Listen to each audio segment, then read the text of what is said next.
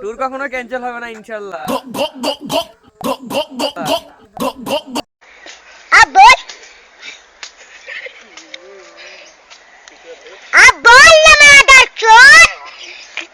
আমরা চলে আসছি আলুটিলা। অবশ্যই সকাল কয়টা বাজে এখন? সকাল 6:17।